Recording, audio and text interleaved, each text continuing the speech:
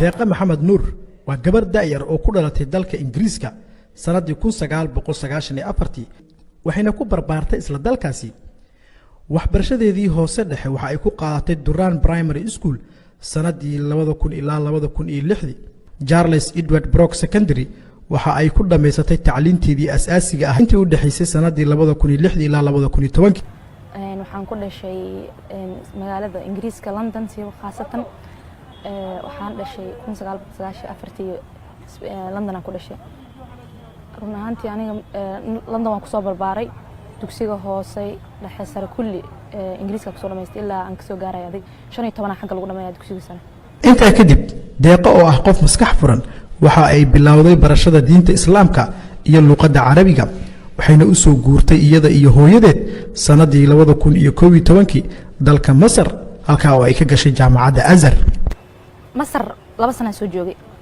2 sano aan soo joogay carabiyan soo bartay dugsi oo sare yani igu qoreen maadaama ay yaraay waqtigaas Azhar dugsiga sare aan ka soo dhigtay wax dugsiga sare Azhar marka meeshaan ka soo dhameeyay aan kuugu daray deeqo waa xaafidul qur'aan haddana ah qof abwaana oo curisad gabayada Ingiriiska gabayada wallahi si oo hal mar surprise amal igu dhalatay inaan yani aan tiriyo qof kastaba si ay ugu imaadaan laakiin qisada oo dhanka gabayaha waxay iga imaaday computer oo hor yaalo oo saacadooyin badan oo fursad ah haystay waxaan isdhahay in badan deeqoy buug waa akhri jirtay horta waligaa isku dayday inaan wax qorto waxaan bilaabay marka waqtigaas fursadaha aan haystay inaan wax iska qoro mar walba aan wax sii qoro marka waxa igu soo dhici jirtay in fududaahooso qoraalkaas kulama ay sii fududaado waxaan arkay waxaan wax aan suubi karo waqtiyada oo fursad aan heli karo inay tahay waxayna ka dooratay inay dalkeeda wax ku barato iyada oo heli karta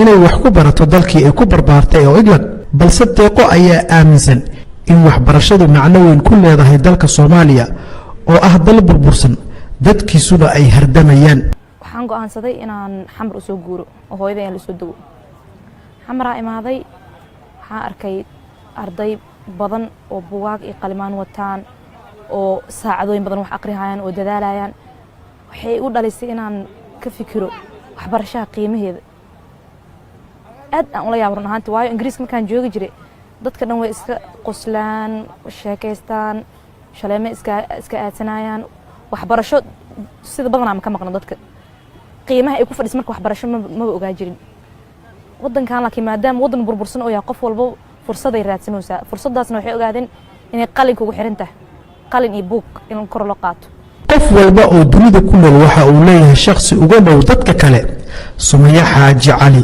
waa saaxiibta deeqa maxamed waxayna isku barteen jaamacadda markii ay ku kulmeen deeqa maxamed nuur waxay ka mid tahay dadka isku baran isbuuc ugu horeysay jaamacadda Banaadir markii aan bartay waxyaabaha deeqo ugu sii dhaliyay barashadeeda waxa ka mid ah in deeqo maxaa la dhahaa ay tahay gabar ka imaada wadanka Ingiriiska taasoo isiisay ina sii barto deeqo because waxa aniga mar walba isweydiiyay waxa ahayd ardayda Soomaaliya iyagoo waxbarasho wadanka banaankiisa haminayo way ay u ogolaatay iyada inay wadanka gudihiisa ay ku soo laabato isla markaana wax ka barato runtii taas waxay igu noqotay arin somehow waa isdhihi karo waa arin qof ma tahay aysan sameyn karin oo qof ay u baahan tahay qof dadka kale wax ka duwan inay sameyso marka isbaranana deeqo waxa ay soo baxday inay tahay qof dadka kale ka duwan deeqo oo la dhacday Sumaya saaxiibtinimadeeda ayaa si halhaleela uga tirisay gabay kaasi oo ka turjumaya macnaha saaxiibtinimada When I met her people noticed her clothes the confident walk and the strict smile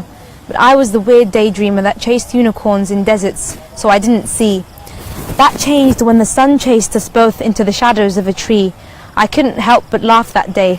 I saw the muscles around her cheek quiver as she tried to hold her laughter in.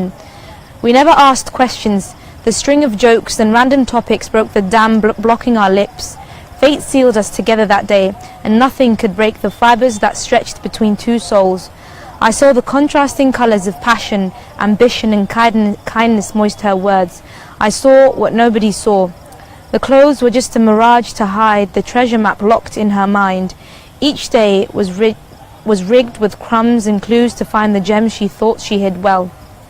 But I was a daydreamer, I could tell everyone that I had found a rare jewel in plain sight. Though people these days have developed lenses far more thickened than mine, they only get to see the world paintings drawn as an outline. I guess that makes me the lucky one, since my vision has rough hands that digs dirt, that molds clay, that steals diamonds from earth with an X-ray. I struck gold when I reached the depths of exploring our friendship.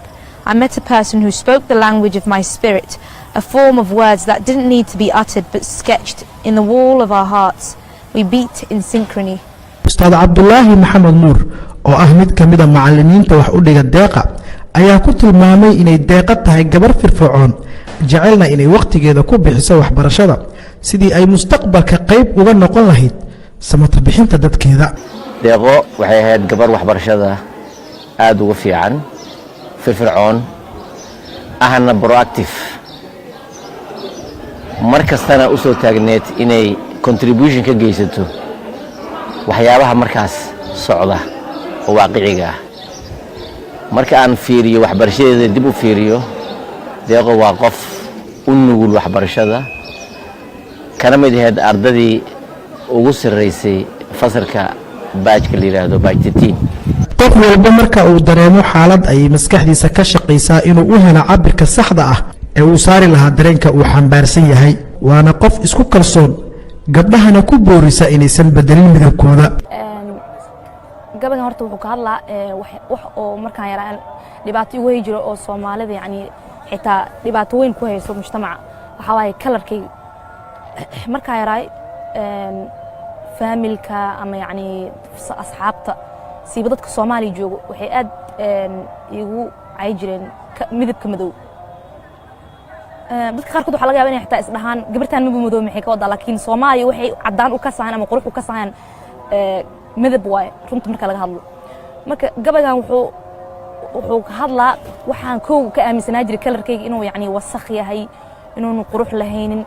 isa marka uu soo weynaaday waxa aan ka aamin inuu yahay inay wax dadka ku sheegeen inaan maskaxda aan la gelin oo maraayada qurux adaa fasir karo. adi hadaa qurux isku aaminto waa qurxanahay dadka kale inaa warkooda aan qaadin. Dirt, the layers of muddy fossils I wore as my daily cloak, the cloak that draped and covered my body whole. It seeped, melting into my very core, until I was left with nothing more.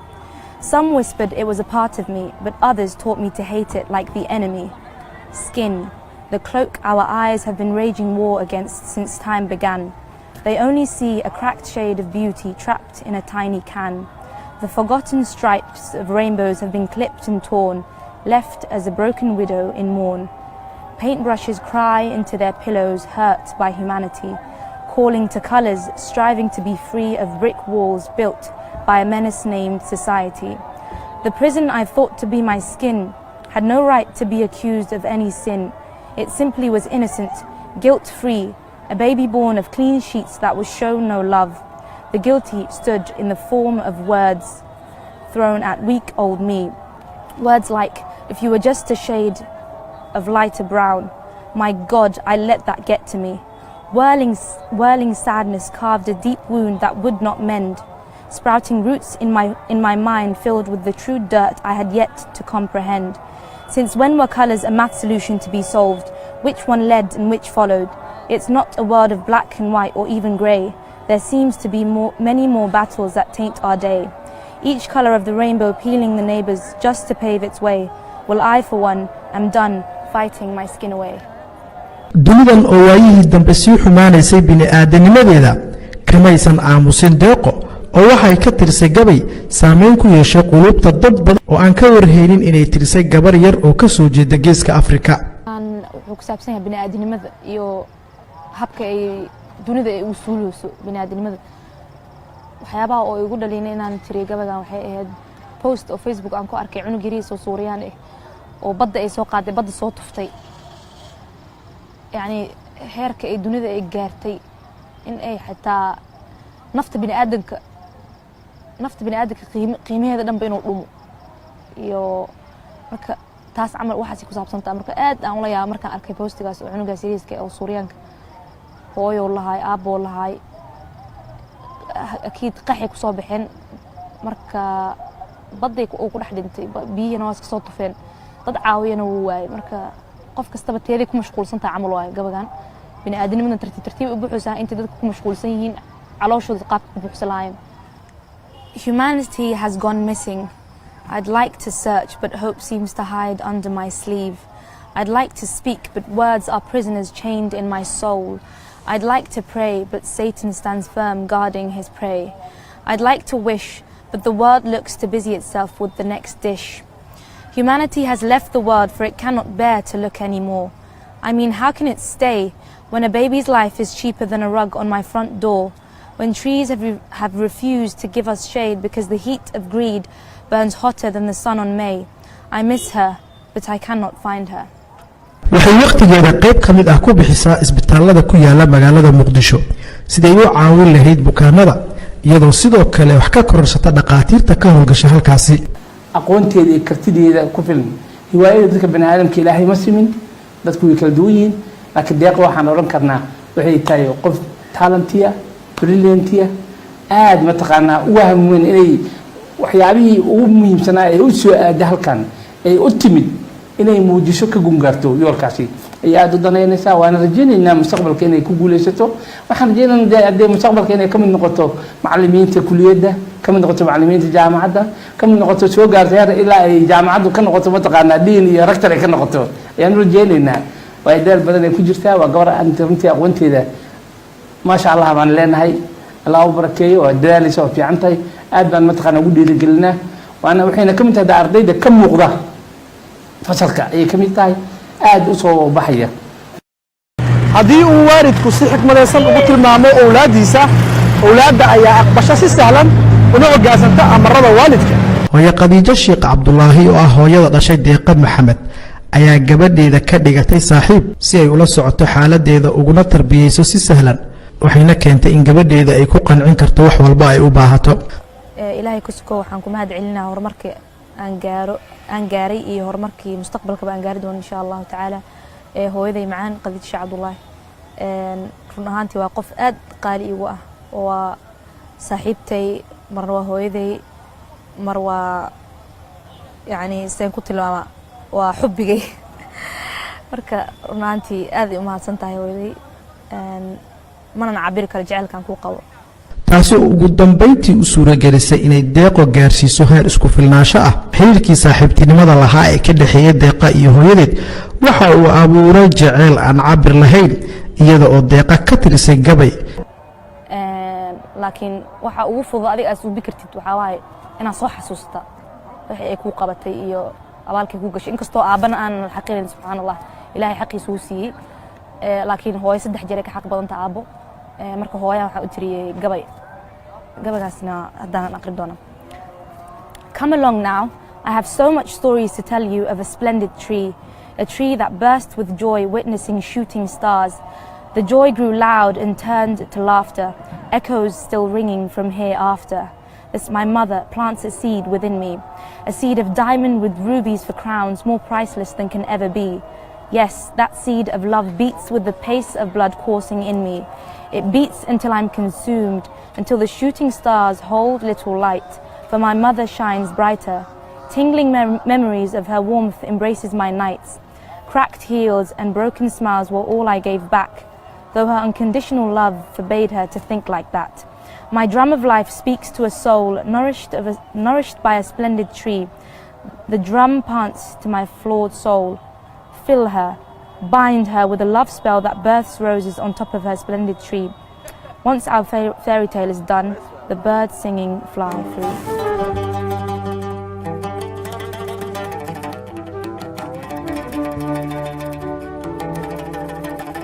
si aan sharaxaad intaa ka badan uga hela Deeqo waxaan goobtiisa shaqada ku booqday Dr. Cabdirasaaq Axmed Dalmar oo ah gudoomiyaha jaamacadda Banaadir ahna macallin haatan u dhiga cudurrada indhaha.